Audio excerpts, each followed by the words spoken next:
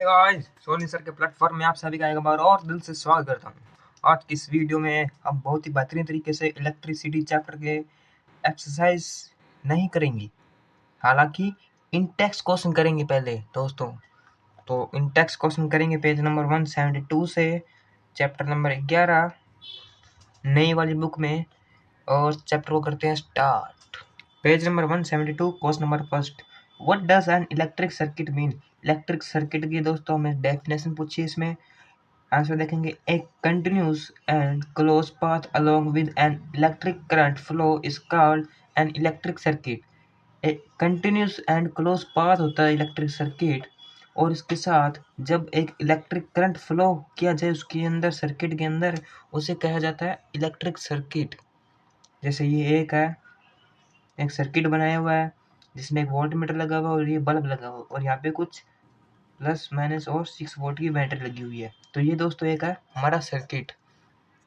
Second question देखेंगे, define the unit of current. Current की unit बताओ क्या होती है और उसे डिफाइन करो। Unit of current is ampere. Notes वाली वीडियो में हमने देखा था कि करंट की यूनिट एम्पेयर होती है। और if 1 coulomb of charge flow through a conductor, यदि 1 कूलम्ब चार्ज फ्लो किया जाए कंडक्टर में और इन 1 सेकंड के लिए, इट इज कॉल्ड 1 एम्पेयर। मैंने दोस्तों आपको नोट्स वाली वीडियो में याद भी कराया था, उसकी लिंक मैं डिस्क्रिप्शन में दे दूंगा, आप प्लीज देख कर आना। और इसका फॉर्मूला ये रहा, आई इक्वल क्यू अपॉन में टी।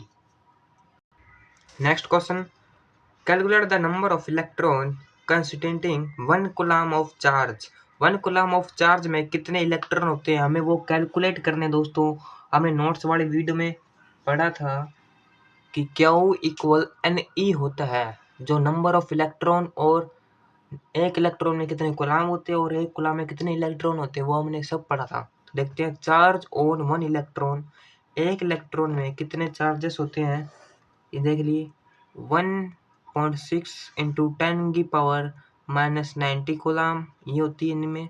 और इसका फॉर्मूला होता है Q equal N E. Q मतलब चार्ज, एन मतलब नंबर ऑफ इलेक्ट्रॉन, और ई मतलब जो दिया गया, जो उसका इलेक्ट्रॉन होता है, एक इलेक्ट्रॉन में कितने चार्जेस होते हैं, 1.6 इंटू 10 की पावर माइनस 19। तो अपने को नंबर ऑफ इलेक्ट्रॉन निकालने हैं, तो ये एन इधर चला जाएगा और ई इसके पैरों में चला जाएगा दोस्तों। बाद में ये फॉर्मूला बनेगा। उसके बाद क्या करेंगे, number of electron N equal total charges क्या हो अपॉन में ई, और क्या हो कितना 1 कूलम्ब ऑफ चार्ज है और इलेक्ट्रॉन कितना 1.6 इंटू 10 की power minus 19 coulomb.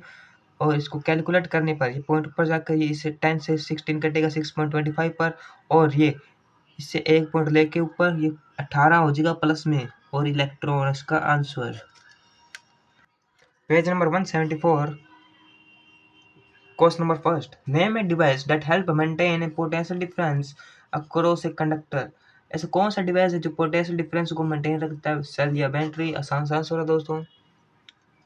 Question number second, what is the meant by saying the potential difference between 2 point of 1 volt.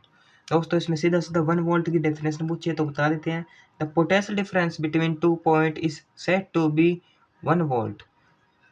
जितना भी 2 पॉइंट के बीच में, पोटेंशियल डिफरेंस के 2 पॉइंट के बीच में जिसे कहा जाता है 1 वोल्ट। और 1 वोल्ट की डेफिनेशन ये रही, when 1 joule of work is done is moving 1 coulomb of electric charge from one point to another is called 1 volt.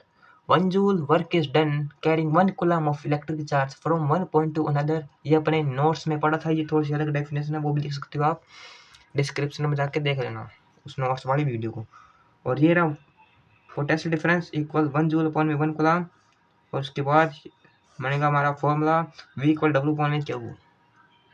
Question number तीसरा, how much energy is given to each coulomb of charge passing through 6 volt की battery.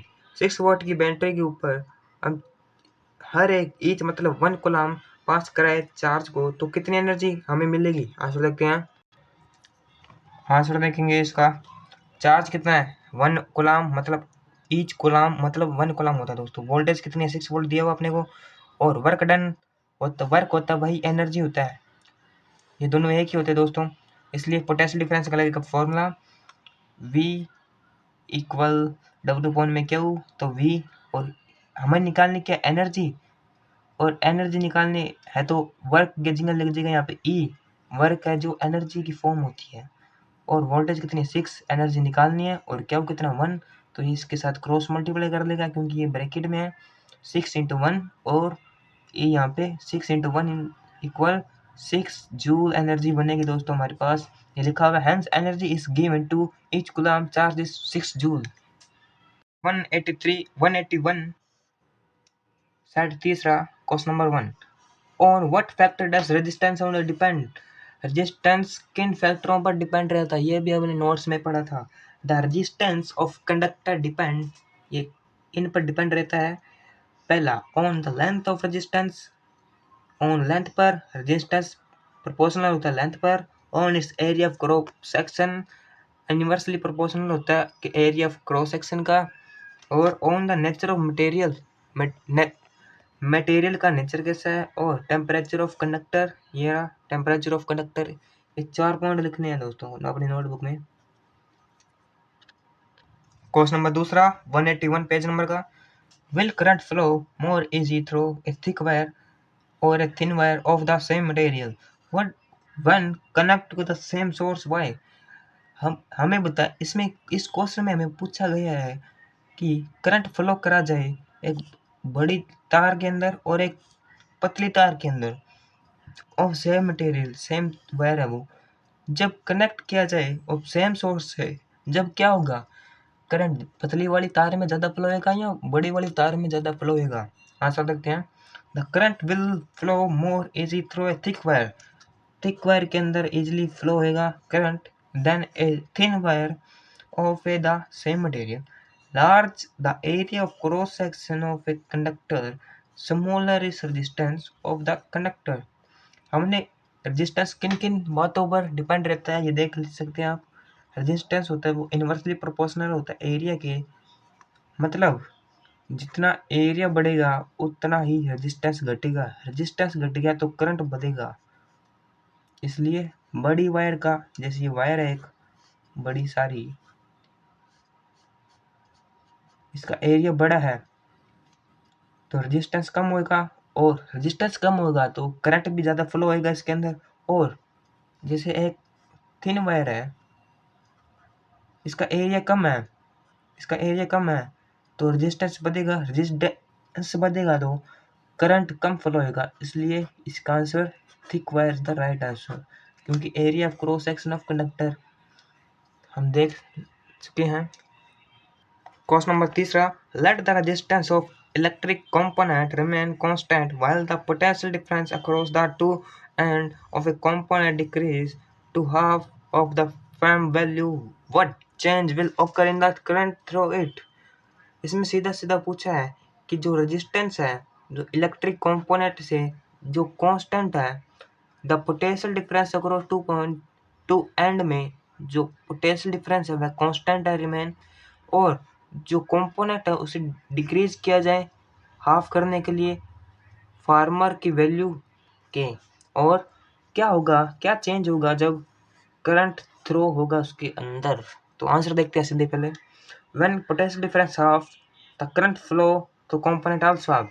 दोस्तों इसमें सीधा सीधा पूछा है कि potential difference को हाफ करा जाए तो करंट की हालत क्या होगी, तो करंट भी हाफ हो जाएगा, क्योंकि हम जानते हैं कि जो पोटेंशियल डिफरेंस है वो डायरेक्टली प्रोपोर्शनल होता है करंट के, जितना करंट बढ़ेगा उतना ही पोटेंशियल डिफरेंस बढ़ेगा। When potential difference of the current flow through also of is the initial value. This according to Ohm's law. Ohm's law के कारण V directly proportional होता है I से, इसके बाद V I R बनता है, क्योंकि R कांस्टेंट होता है इसलिए प्रोपोर्शनल का साइन हटाकर R बनता है। Question number 4, why are coil of electric toaster, electric iron are made and alloy rather than a pure metal? जो कोयल होती है इलेक्ट्रिक टोस्टर की वह इलेक्ट्रिक आयरन की बनाई जाती है, ऑफ ए अलोए की, रादर देन प्योर मेटल की क्यों नहीं बनाई जाती कोयल, जबकि अलोए की बनाई जाती है। तो आंसर देखेंगे। हियर इसका answer, the coil of electric toaster, electric iron and other heating device are made an alloy, ये एलोय से बनाई जाती है, रादर देन प्योर मेटल, क्योंकि जो रेजिस्टिविटी देन ए मेटल, इसकी रेजिस्टिविटी हाई होती है मेटल से, इसलिए एलॉय को यूज किया जाता है इलेक्ट्रिक टोस्टर की कोल्स बनाने के लिए। पहला point, the resistivity of alloy is much higher than pure metal. Resistivity high होती है प्योर मेटल से इसकी एलॉय की। And alloy does not burn easily. जो एलॉय होता है जल्दी से बर्न भी नहीं होता, गर्म भी नहीं होता।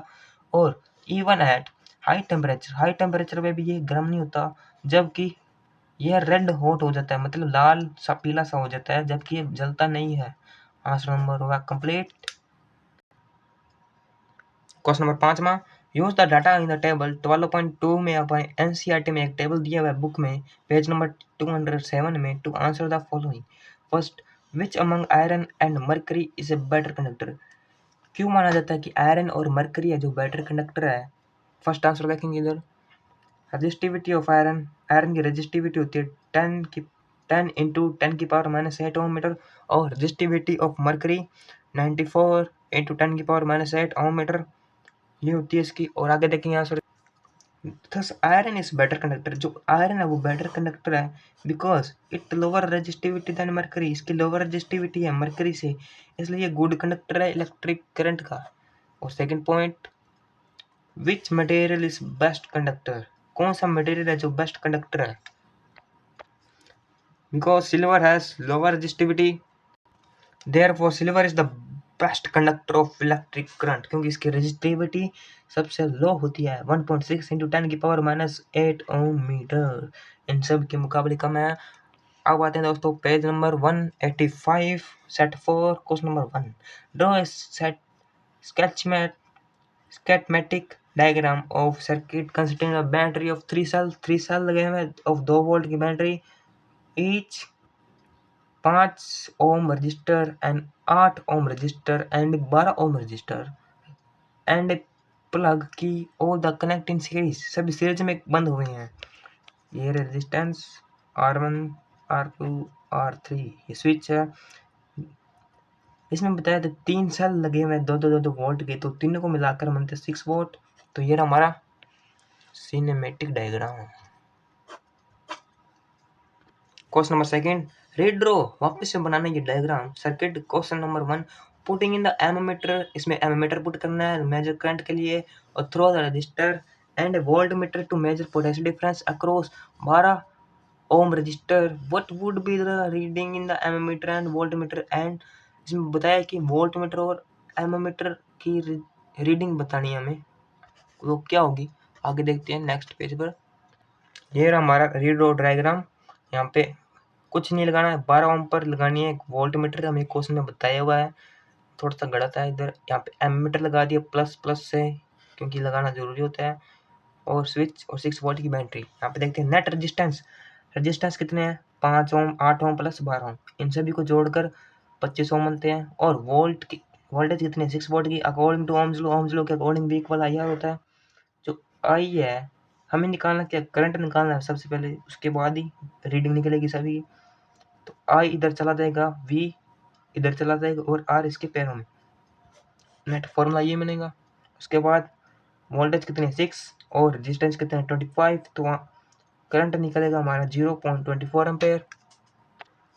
उसके बाद V इक्वल आई आर, तो आई कितना है 0.24 और आर कितना है रेजिस्टेंस। हमें वोल्टेज बता करने के लिए रेजिस्टेंस को 12 रखना है, वो सभी को ऐड करके वो नहीं लिखना, इसलिए इनको मल्टीप्लाई करके आंसर आएगा 2.88 वोल्टेज। और करंट की रीडिंग आएगी 0.24 ampere. Page number 188 set 5 question number first, joule the जज the equivalent resistance when the following are the connecting parallel में कनेक्ट कर लें इनको इक्विवेलेंट रेजिस्टेंस को। Option A 1 ohm and 10⁶ ohm, second B option है इसका 1 ohm and 10⁻³ Om and 10⁶ ओम। तो option number first देखते हैं पहले इसका, ये रहा 1 ओम एंड 10⁶ ओम, तो पैरेलल में इसलिए ये पैरेलल का लग जाएगा फॉर्मूला। इसमें 2 रेजिस्टेंस है इसलिए 2 लगेगा, R1 का जगह 1, R2 की जगह 10⁶, 10⁶, इसे एलसीएम लेकर 10⁶, और इस 10⁶ ऊपर मल्टीप्लाई में हो जाएगा, और 10⁶ से 10⁶ डिवाइड होकर ऊपर आई जगह 1, इसलिए 10 की पावर 6 है इसलिए 1 2 3 4 5 6, ऊपर 10 की पावर 6 है 1 2 3 4 5 और 1 जोड़ने पर 6 इक्वल, इनको डिवाइड करने पर आंसर आएगा 0.999999 अप्रोक्स 1 ओम के अप्रोक्स आएगा इसका आंसर। ऑप्शन नंबर बी में बताया था 1 ओम, 10 की पावर 3 ओम, 10 की पावर 6 ओम। तो फॉर्मूला लग जाएगा अपना पैरेलल का, इन सभी में ये वाली वैल्यू पुट कर देंगे और उसके बाद जितनी भी जीरो है यहाँ पे चेप देंगे 6 और 3, 1 2 3 4 5 6, 6 का 6, पहले इन सभी का एलसीएम लेना पड़ेगा तो ये आएगा 6 से मल्टीप्लाई होकर ऊपर चली जाएगी वैल्यू, हम जानते हैं। उसके बाद क्या करना है, इन सभी को ऐड करने पर ये आएगा और नीचे ये पड़ा ही है, इसको डिवाइड करने पर 0.999999 आएगा। अप्रोक्सीमेट 1 ओम अप्रोक्स आएगा, hence the equivalent resistance A is 0.9999, furthermore B is 0.9999 is the right answer। Question number 2 देखते हैं। एन इलेक्ट्रिक लैंप है जो 100 ओम का है, जो इसका टोस्टर है रजिस्टर टोस्टर का रेजिस्टेंस है 50 ohm and water filter resistance है 500 ohm are connected in parallel to a 220 volt source of what is the resistance of electric iron connect of the same source that like too much current as 3 appliance what is the current through it। इसमें बताया कि lamp 100 ओम है, toaster 50 ओम है, water filter का 500 ओम है। उसके बाद इन सभी को पैरेलल जोड़ देना है, इसमें बताना है कि रेजिस्टेंस क्या आएगा और जो रेजिस्टेंस आएगा उसमें वोल्टेज की वैल्यू रखनी 220 वोल्ट, जिसमें एम्पेयर करंट बताना है कि क्या निकलेगा। तो सबसे पहले पैरेलल का फॉर्मूला, इन सब तीनों की वैल्यू यहाँ पे पुट कर देंगे, इन सभी को काट पीट कर हमारा ये आंसर आएगा 16.500। तो ये अपॉन में तो ये ऊपर चला जाएगा, यह भी इनको काटेंगे तो 31.25 ओम निकलेगा आंसर रेजिस्टेंस हमारा।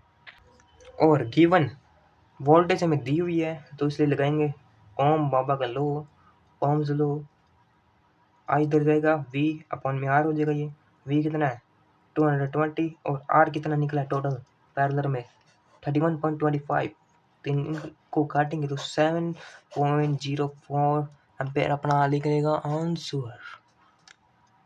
रेजिस्टेंस ऑफ इलेक्ट्रिक आयरन ये रहा 31.25 ओम एंड करंट फ्लो आएगा इसमें 7.04 ampere the right answer. Question number 3 देखते हैं। What are the advantage of connecting electric device is parallel with battery instead of connect them in series। समझा देता हूँ क्या एडवांटेज होगी जब सभी इलेक्ट्रिक डिवाइस को पैरेलल कनेक्ट करने से बिना सीरीज में कनेक्ट किया जाए तो क्या होगा। हमारे घर में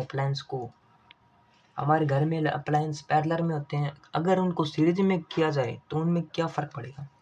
advantage are voltage across is connecting electric device is same, voltage same रहेगी and device take current as per its resistance.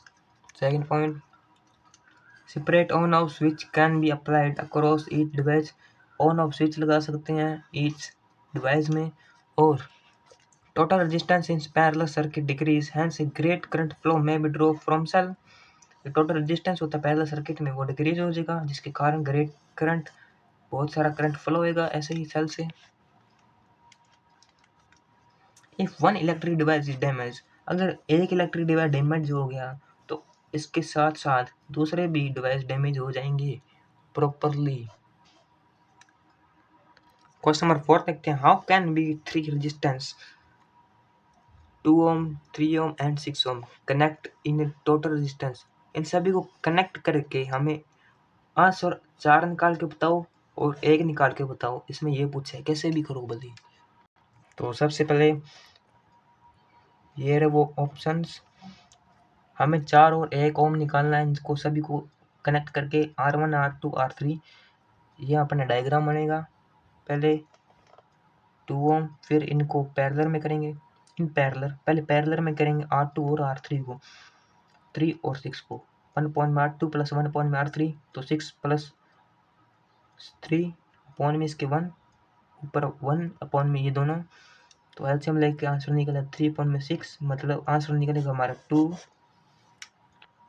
उसके बाद आर रेजिस्टेंस निकालना है, तो आर टोटल प्लस R1 जितना इन दोनों पैरेलल का बना है उसमें सीरीज में जोड़ देना है R1 को, तो आर टोटल प्लस R1, इसलिए 4 बन गया है। और उसके बाद बी ऑप्शन में देखते हैं R1 R2 R3 दिए हुए हैं, इन सभी को पैरेलल में जोड़ देते हैं तो हमारा 1 निकल कर आ जाता है आंसर दोस्तों। हमने 1 ओम और 4 ओम को निकाल दिया, जो इसने बताया था कैसे भी करके निकालो, हमने निकाल दिया है।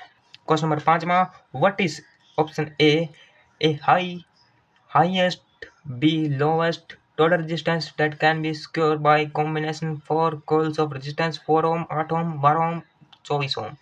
इसमें बताना है कि इन ओम में, इन रजिस्टर में से सबसे ज़्यादा हायर रेजिस्टेंस कौन है और लोअर रेजिस्टेंस कौन है। ऑब्वियसली हमें पता है कि अगर हम सीरीज में जोड़े तो इसकी हाईएस्ट निकलेगी, और लोवेस्ट निकालने के लिए, डिवाइड में करने के लिए इसको पैरेलल में रखना पड़ेगा, इसलिए हाईएस्ट निकालने के लिए सीरीज में जोड़कर ये आंसर निकलेगा 48। लोवेस्ट में जोड़ने के लिए इसको पैरेलल रेजिस्टेंस में कर देंगे कन्वर्ट, वैल्यू रख के आंसर आएगा हमारा 2 is the right answer. Page number 196। Why does the cord of an electric heater not glow while the heating element does? इसमें बताया कि जो तार होती है, कॉर्ड होती है इलेक्ट्रिक हीटर की, वह ग्लो नहीं करती जबकि हीटिंग एलिमेंट ग्लो करता है। क्यों बताओ भाई आंसर। ये देखिए गाइस, एक एक करके समझाता हूँ। जूल ऑफ हीटिंग, जूल के द्वारा heating effect of electric current का ये एक फॉर्मूला है, H equal I square R T. तो H है वो डायरेक्टली प्रोपोर्शनल होता है R से, तो लिखेंगे the resistance of element of an coil made of nichrome alloy of electric heater. इसमें बताया द रेजिस्टेंस ऑफ एलिमेंट का रेजिस्टेंस है वो, जिससे वो कोयल से बना हुआ नाइक्रोम का अलॉय जो कि है इलेक्ट्रिक हीटर, वह वेरी हाई है इसका resistance. As current flow through it, अगर उसमें करंट फ्लो थ्रू किया जाए तो बिकम टू हॉट, और वो हॉट हो जाएगा और ग्लो रेडिश ग्लो हो जाएगा। ऑन अदर हैंड, दूसरे हाथ से द्वारा जो रेजिस्टेंस होता है कोड का वो लो होता है, तार का रेजिस्टेंस लो होता है, इसलिए करंट ज़्यादा फ्लो होता है उसमें। It does not become red, क्योंकि वह रेड नहीं होएगा, और रेड नहीं होएगा तो करंट थ्रो होएगा, और थ्रो होएगा तो ये become too hot and red नहीं होएगा।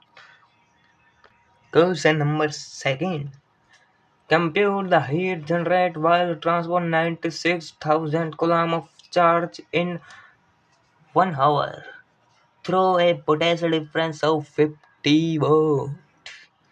कुछ नहीं पूछा इसमें, इसमें बताना है कि 96,000 गुलाम है और उसका चार्ज है, और 1 ओवर में चलता है वो, और उसका पोटेंशियल डिफरेंस 50 वोल्ट है। तो उसमें बताना है कि हीट कितनी जनरेट होगी दोस्तों। सबका सब क्वेश्चन है भाई। चार्ज दिया हुआ, ईयरली टाइम दिया हुआ, इसको सेकंड में बदलना 3600 सेकंड आ जाएगा। वोल्टेज दिया 50 वोल्ट, इसमें फॉर्मूला लगेगा H इक्वल VIT। रख के देख लेना फॉर्मूला हीट के, इसके 3 फॉर्मूले हैं, H equal VIT, H equal I square R T, और उसमें पुट करने पर तीसरा फॉर्मूला अपने आप बन जाएगा। वो आप कमेंट में बताइए, मैं नहीं बताऊंगा।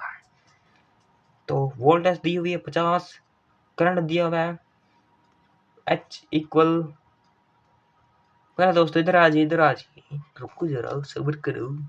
इधर देखिए दोस्तों, पहले वोल्टेज, पहले हमको करंट निकालना पड़ेगा जब ये फॉर्मूला होएगा, क्योंकि इसमें V है, T है, I नहीं है, इसलिए निकालेंगे करंट I इक्वल क्या हुआ अपन में, T क्या हुआ अपने पास 96,000, टाइम दिया हुआ 3600, इनको काटेंगे तो ये बनेगा 80/3। करंट निकलेगा, करंट को इसमें पुट करेंगे VIT में, V 50, I है 80/3, और 3600 अपना टाइम है, 3600 सेकेंड। तो इसको 3 को काटेंगे 3600 से, 1200 पर कटेगा, 1200 को 4000 से मल्टीप्लाई करेंगे, अगर 80 को 50 से मल्टीप्लाई करेंगे तो 4000 आता है, 4000 को 1200 से करेंगे तो 48 lakh joule, means 4.8 into 10⁶ joule. Answer is the right answer. Question number 3, an electric iron of resistance electric iron का रेजिस्टेंस है 20 ओम। ये दोस्तों पका रहा बने को क्वेश्चन बहुत ही बार आ रहा है। Take a current of 5 ampere, calculate heat develop in 30 second में हीट कितनी डेवलप होगी अगर उसका रेजिस्टेंस 20 ओम है तो करंट उसका 5 एम्पीयर है। ये रहा रेजिस्टेंस इतना है, आई है इतना, टी इतना है, तो लगेगा क्या आर आई टी। सोचो सोचो, अरे वाह, H equal I square R T, ये तो जच रहा है, इसलिए इसमें लगाएंगे फॉर्मूला ये है H equal I square R T. आई की स्क्वायर कितनी है 5, 5 की स्क्वायर 25, आर कितना है 20, 20, टी कितना है 30 सेकेंड। मल्टीप्लाई करके 1500 जूल आएगा, तो पॉइंट हटाकर पॉइंट लगाकर यहाँ पे इस पॉइंट वाला डिग्री इसके यहाँ पे लगेंगे 33040 joule answer. Page number 192 set 7 question number 8, what determine the rate at which energy is delivered by current. इसमें आंसर बताया कि जो एनर्जी डिलीवर होती है करंट में वो किसके द्वारा होती है, रेजिस्टेंस द्वारा। रेजिस्टेंस इसका लिखना answer of circuit determine the rate of which energy deliver by current, इसमें इतना सा answer resistance. A electric motor take 5 ampere from 220 volt lines, question number second है। इलेक्ट्रिक मोटर लेती है 5 पेयर का करंट 220 वोल्ट की लाइन से। Determine the power, power निकालनी है मोटर की जिसमें एनर्जी कंज्यूम होती है 2 आवर में। पावर का फॉर्मूला देखेंगे, P इक्वल वी आई, इसका फॉर्मूला है। करंट दिया हुआ ये, वोल्टेज दी हुई ये, टाइम दिया हुआ 2 आवर, तो इसको सेकंड में बदलने को 7200 सेकंड आ गई। P इक्वल वी आई हम जानते हैं,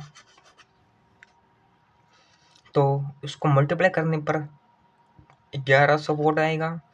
और 1100 वोल्ट आने पर जो हीट है, हीट का फॉर्मूला लगाएंगे हम, V I T. Heat is a type of energy, heat is a type of energy, H की जगह ई लिख देंगे, तो वी आई टी, तो एनर्जी आएगी वी आई। वी आई की जगह हमने मल्टीप्लाई करने पर क्या निकला था 1100, 1100 वी आई की जगह और टी की जगह लिखेंगे 7200, तो निकलेगा 7920000 जूल, राइट आंसर। दोस्तों चैप्टर यही होता है समाप्त। अगर आपको वीडियो अच्छी लगी तो please like subscribe and share करना। नेक्स्ट वीडियो में हम इसके न्यूमेरिकल्स पढ़ेंगे। तब तक के लिए मिलते हैं नेक्स्ट वीडियो में, तब तक के लिए बाय।